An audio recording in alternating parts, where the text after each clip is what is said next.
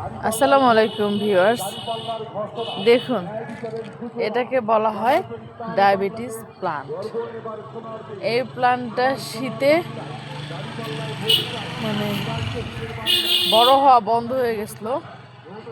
দেখেন গাছগুলোর কি অবস্থা, মাথায় কোনো পাতা নেই। হ্যাঁ, এইভাবেই এতদিন পড়েছিল।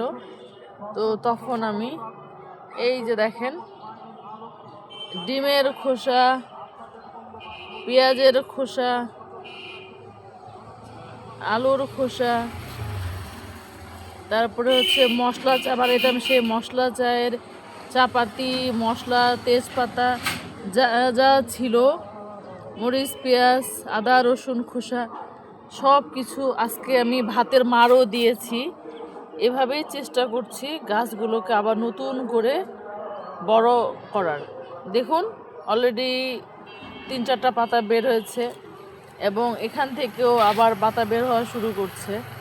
মানে শীতে গাছের অবস্থা খুব খারাপ হয়ে যায়, হয়তো পর্যাপ্ত ভিটামিন থাকে না গাছের গোড়ায়। হ্যাঁ, অতিরিক্ত শীতে রোদ আলো পায় না, তো গাছ বাড়া বন্ধ হয়ে যায় এবং ধীরে ধীরে ধীরে ধীরে মরে যায়, যেটা আমার গাছের ক্ষেত্রেও হয়েছিল। দেখুন এই গাছটা একটা ভালো দিক যে এটা হচ্ছে কিছুটা কলা গাছের মতো। একটা গাছের পাতা শেষ হয়ে গেলে, মানে পাতা বের হওয়া বন্ধ হয়ে গেলে নিচ দিয়ে আবার আরেকটা নতুন করে গাছ বের হয়।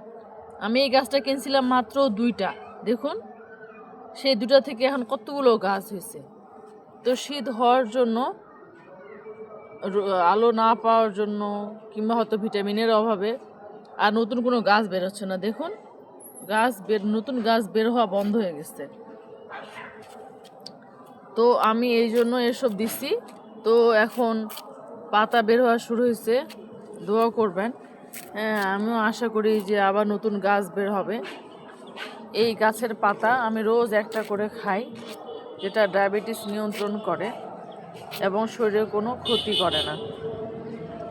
আপনারাও লাগাতে পারেন যদি আপনাদের কেউ ডায়াবেটিসে আক্রান্ত থাকে পরিবারে। আমি এটা ছাদে লাগিয়েছি।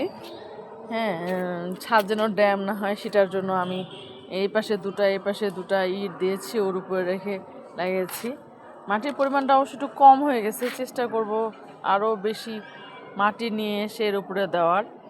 তাহলে মাটি থেকে পর্যাপ্ত ভিটামিন এবং রস পেয়ে ওরা আরও ভালো অবস্থায় থাকবে এবং আরও নতুন নতুন গাছ বের হবে।